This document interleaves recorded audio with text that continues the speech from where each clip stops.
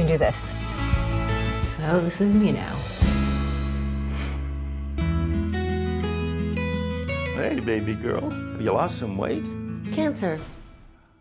Well, that'll do it.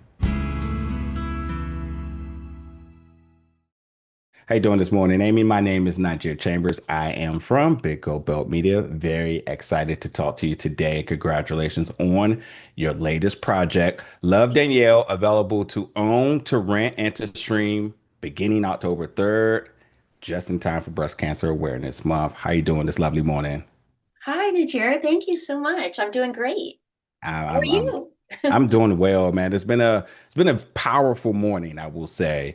A lot of good vibes amongst your I don't want to say your cast. They're your Yeah, family, and yeah. everybody had nothing to say but very positive and loving things about you. But I thought something that was really interesting was earlier Jamie says, like, you know what? I just feel like Amy's inside of me. I can just hear her all the time in my Oh my gosh. Really? Okay, yeah. well, that's nice. Yes. Thank you for bringing this project to the world. I said the same thing earlier to both Devin and Jamie that as somebody who really champions independent filmmaking and storytelling, Yes. it just never seems to surprise me that every single time, project after project, people are putting their hard-earned cash on the lines, their vulnerable stories to put something into the world that they hope heals it. And this is where truly, when you talk about filmmaking and Hollywood storytelling, this is where it all begins. It's right here. And this was a story that I have watched three times that I just Oh, continuously, pull more and more from out of it. And obviously, with the subject matter of the BRCA mutation and so many other layered and complex things that are happening in this film, it just proves again that like this is what we need more of. So again, thank you so much for your time today and for this project. oh. Thank you. Oh my gosh, I love that you watched it three times. Yeah, yeah. And you know what's crazy? I was telling another journalist in the waiting room, I was like, for the runtime, they really, really cram in a lot and it don't feel Mhm. forced. It's no pacing issues. Like it's magic at this rate to be able to do such in such a runtime. Uh, Um, I love that. I appreciate that. Thank you. Absolutely. But yeah, I wanted to ask you as both the executive producer and the BRCA responder, Mhm. what accuracy guardrails did you set so that the film reflects a provider, am I saying that right? Previvor? Experience, Previvor. Yeah. previvor experience responsibility.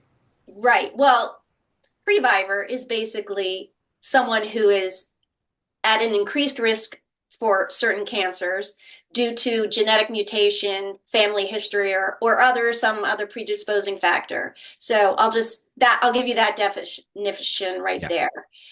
Um, for me, doing what I do, accuracy is number one. So, and that's how I initially connected with Devin was I slid into her DMs and said, look, I'm really passionate about storytelling, but getting things done right. Having, if it's going to be a scripted feature on such a subject matter that people don't understand, we've got to get this right. I Yeah. need to be involved. So, there are other, BRCA storylines, but that have been out there that have, but no, none have really touched on this full experience of the previvor experience. And so we really wanted to give visibility to you know, this group of, individuals that are pretty much underrepresented uh, in storytelling and health storytelling. Hmm. Yeah, even have watching the film and hearing the word, but actually like typing it and seeing it, it's like I really feel like this is the first exposure to it, and much like it says, like a lot of people aren't familiar with that term, but also what just BRCA is in general. So, and I love how this film educates you, and it's not beating you across the head, but it's providing you a message to carry out into the world. So I'm wondering for you, because like I said this earlier as well too, like filmmaking and everything is always at times a passion project, but it's a lot on the line to do so. To Mhm. tell a story that's so vulnerable and you can feel however you want to feel, but there's got to be some times at nights where you sit down and say, I wonder how the world's going to take this, because this is special to you. but ultimately you want to see how people are going to receive it. But more importantly, what I think the focus is like the angelic message behind all of this. First of all, being released during Breast Cancer Awareness Month I is know. got to be like the biggest reminder from above. Like this is beyond self now. This is a global message. This Mhm. is the true power of storytelling. So I want to know for you, like what impact do you most want this film to have in October and beyond? Right. Well, obviously, I want the film to resonate with as many people as possible. And I want previvors like myself, because I carry a BRCA1 gene mutation, I've had preventative surgeries, but I want previvors like myself to feel seen.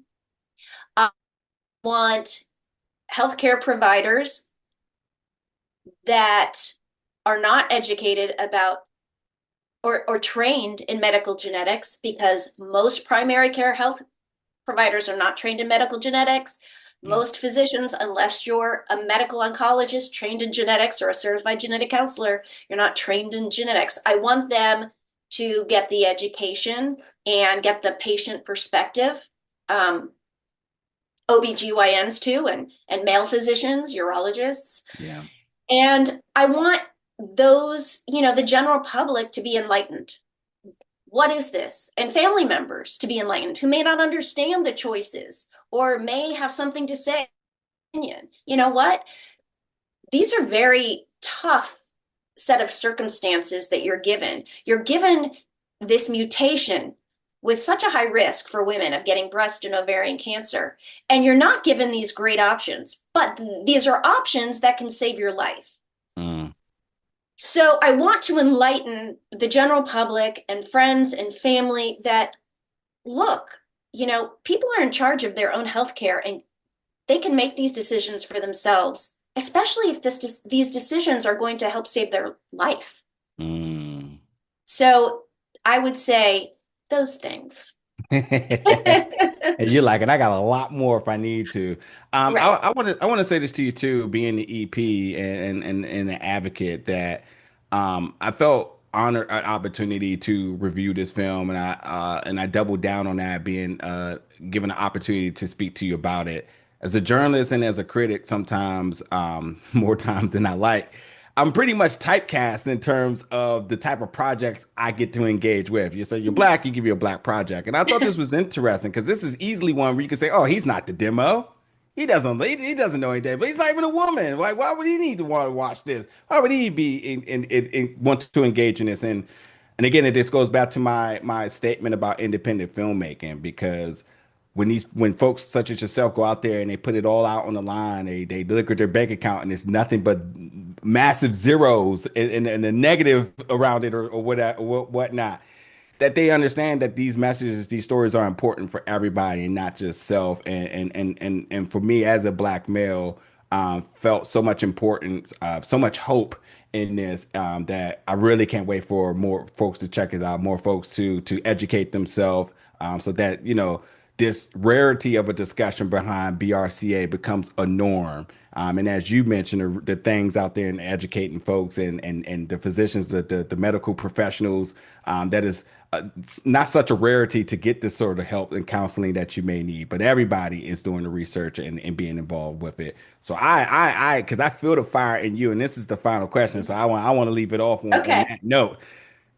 What is your call to action for families after watching this, especially when you're talking to, the sons, the daughters, Mhm. and there's anybody who needs to start beginning the testing?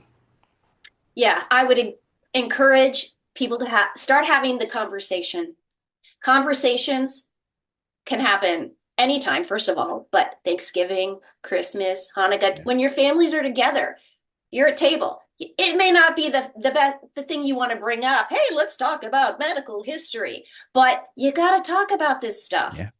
And I think if you start having those conversations and really realize that prioritizing your health, it's really about self love, strength, and having this knowledge that could save your life. I mean, that's really empowering. But not only saving your life, but just knowing what your health screenings should be, especially for men.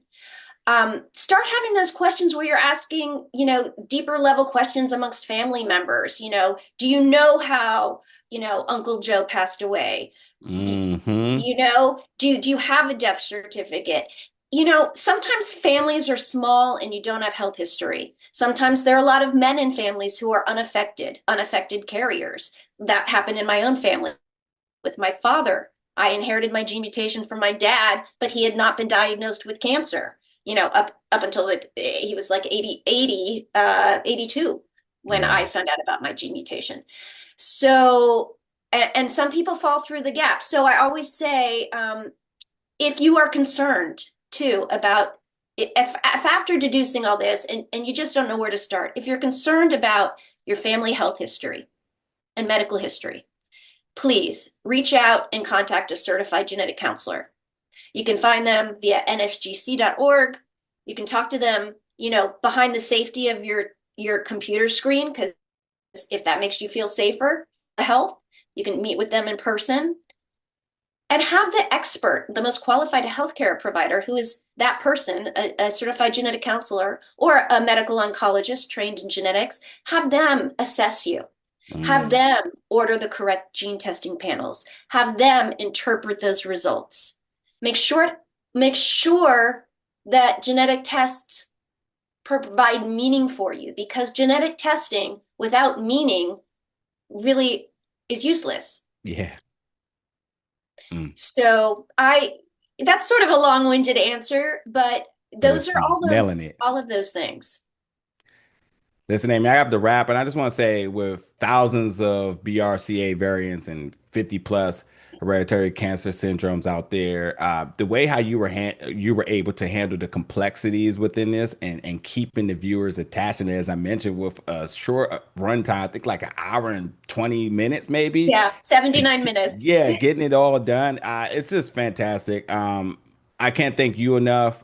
Your cast, your crew, the folks that you may even have consulted with, everybody that names in the credit, all the stories and testimonies and folks you encountered throughout your entire journey.